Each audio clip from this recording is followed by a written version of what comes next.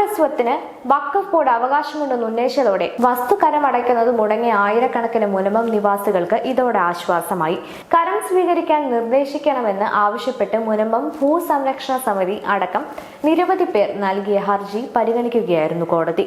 കേന്ദ്രം പാസാക്കിയ വഖഫ് ഭേദഗതി നിയമം വന്നതോടെ തന്നെ മുനമ്പം ഭൂമി അവിടുത്തെ താമസക്കാർക്ക് ഉള്ളതാണെന്ന് വ്യക്തമായിരുന്നു. പിന്നാലെ ഭൂമിയും വഖഫ് ബോർഡിന്റെ സ്വത്തല്ലെന്ന് ഹൈക്കോടതിയും വിധിച്ചു.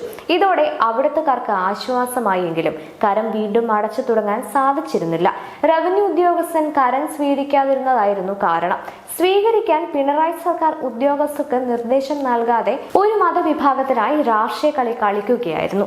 പതിറ്റാണ്ടുകളായി തങ്ങൾ താമസിക്കുന്ന ഭൂമിക്ക് കൃത്യമായി പട്ടയമുണ്ടെന്നും ഫാറൂഖ് കോളേജ് അധികൃതർക്ക് പണം നൽകി വാങ്ങിയതാണെന്നും പക്ഷേ റവന്യൂ അധികൃതർ കരം സ്വീകരിക്കുന്നില്ല എന്ന് മുനമ്പത്തുകാർ കോടതിയിൽ ബോധിപ്പിച്ചു. കോളേജിന് ഇഷ്ടദാനമായി ലഭിച്ച ഭൂമി വഖഫ് സ്വത്തല്ലെന്നും അവർ ചൂണ്ടിക്കാട്ടി.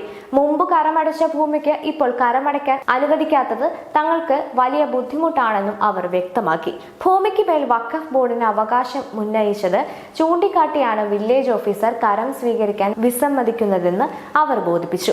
ഭൂമി പണയം വെച്ച് വായ്പ എടുക്കാനും കൈമാറാനും എല്ലാം കരം അടയ്ക്കേണ്ടതാണെന്നും അവർ പറഞ്ഞു. മുനമ്പംകാരുടെ വാദങ്ങൾ കേട്ട് കോടതി കരമടയ്ക്കാൻ അവർക്ക് താൽക്കാലിക അനുമതി നൽകുകയായിരുന്നു.